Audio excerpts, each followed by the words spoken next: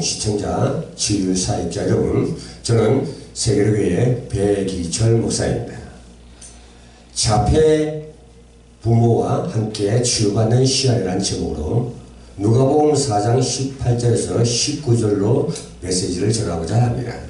자폐증은 처음에 자폐성에서부터 시작되는데 그 모습은 일반 아이들과 별 다를 것이 없어서 오히려 장애가 있다는 사실이 믿어지지 않는 아이들입니다.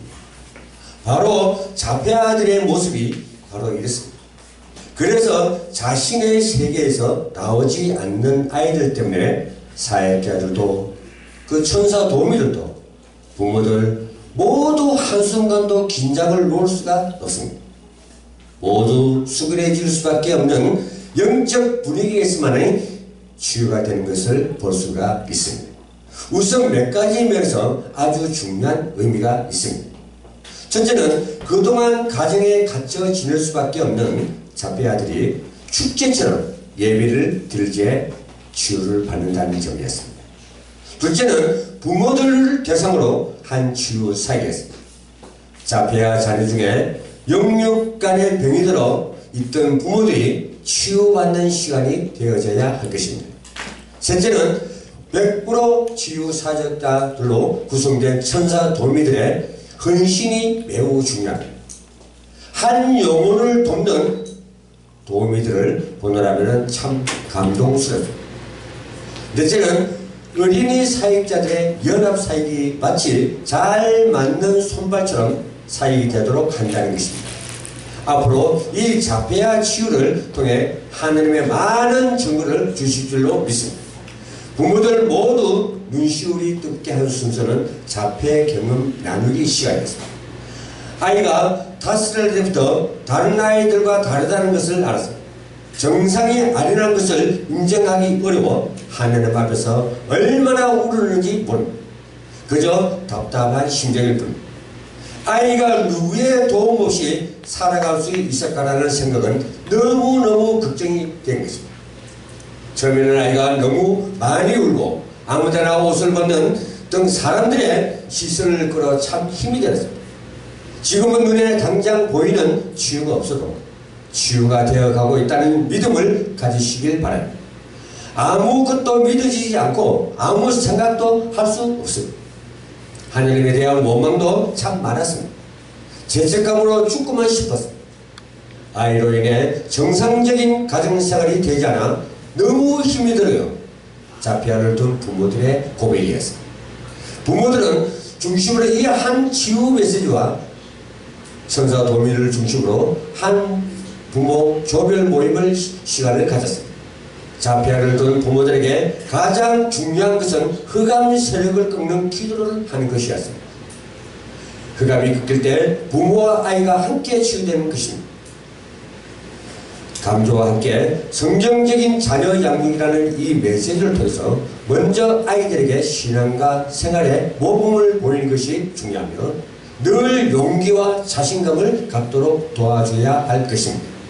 한편 자폐아들은 천사 도우미와 짝이 되는데 부모들과 떨어져 있는 일에 익숙치 않는 아이들이 있었음에도 불구하고 천사 도우미들의 사랑이 아이들이 전달되면서 매우 차분한 모습으로 보여줬습니다.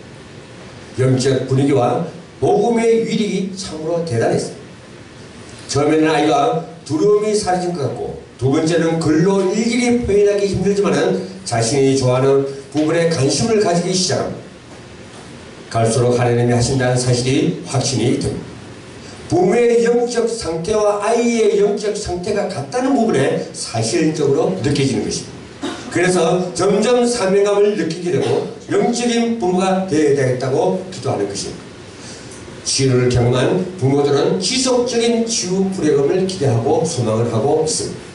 자폐증이란 뇌신경 호르몬 계통이 이상으로 의사소통이 잘 안되고 다른 사람과 사귀지도 못하며 같은 행동을 되풀이하는 증세를 보이는 장애를 말하는데 흔히 자해, 주의, 산만, 편식, 낯선 글쎄 두려움과 과잉 반응을 지르며 계속 개성을 지르는 것입니다.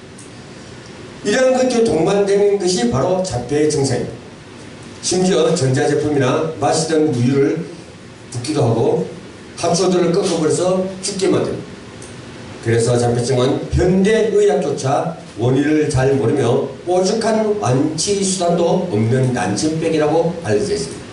망상이나 한강에 시달리는 정신분열병보다 더 치료가 어렵다는 것이 바로 자폐증. 자폐 아이를 가진 부모들을 위해서 기도해야 됩니다. 아이의 뇌가 정상적으로 활동할 수 있도록 기도하시기 바랍니다. 신경 전달 물질이 바르게 흐르도록 뇌에 잘못된 곳이 있다면 회복의 축복을 달라고 기도하십시오.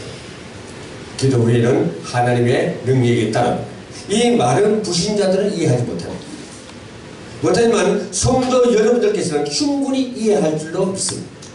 하나님이 함께 하시면 예수 그리스도 이름으로 회복되고 치유가 됩니다. 이걸 믿으시길 바랍니다. 시청자 여러분, 자폐 치유의 메시지를 준비할 때 두려움도 많았고 염려도 많았습니다. 지금 그러나 두려움이 없으며 염려도 없습니다. 왜? 그동안 하나님이 함께 하시는 것을 보았기 때문에. 그리고 저 개인적으로 자폐 치유의 메시지를 준비하면서 성경적 치유에 관한 눈이 조금씩이나 열리기 시작한 것입니다. 성경적 치유에 관한 눈이 조금이나 열리기 때문에 자폐 치유는 하나님이 하신다는 확신이 들었습니다. 성경적 회복, 영적 회복은 뇌의 회복과 연결될 수 있기 때문에 누가복음 4장 18절 19절에 주의 성령이 내게 임했으니 내게 기름을 부으시고 또 포로된 자에게 자유를 주고 눈먼 자에게 보게 함을 전파하여 눌린 자를 자유케 또 주의 은혜의 해를 뭡니까? 치유의 강산을 전폐하게 하심이라 그랬습니다. 시청자 여러분, 저는 자폐증은 그 무엇에 포로된 자요 눌린 자로 봅니다. 그래서 자유케 할 수 있다고 믿습니다. 방법은 예수 그리스도의 이름으로 하나님의 능력, 여러분 자폐 치유에 대한 믿음을 꼭 가지시길 바랍니다. 왜? 하나님이 하시기 때문에. 낙심하면 응답이 없습니다. 의심하면 역사가 없습니다. 믿는 자에게는 하나님이 치유하십니다. 하나님이 함께 하십니다. 자폐 치유에 하나님의 치유의 강손으로 역사하게 되는 것을 믿으시길 바랍니다. 이 믿음과 확신이 있어야 평안이 옵니다. 그래서 자폐 아동과 부모들 그리고 하나님이 하신 일을 보는 기회가 되시기를 주님의 이름으로 소망합니다. 말라기 4장 2절이 자폐 아동들에게 응답으로 올 줄 믿습니다. 내 이름을 경외하는 너에게는 의로운 해가 떠올라서 치유하는 강선을 바랍니다. 너희가 나가서 외양간에서 나온 송아지같이 뛰어나. 여기서 바라느니 하는 말씀은 말씀을 먹는 자를 말합니다. 아이의 생활이 건강할 수 있도록 기도하십시오. 아이의 언어와 행동이 온전해질 수 있도록 기도하신다면 기도하지 않을 때보다 훨씬 빠른 속도로 변화가 올 것입니다. 성경적으로 건강할 수 있도록 기도하십시오. 우리 아이와 그 주위의 역사는 흑암 근세에 끊기도록 기도하시면 분명히 치유되는 역사가 일어날 것입니다. 끝으로 하나님에게는 불치병이 없습니다.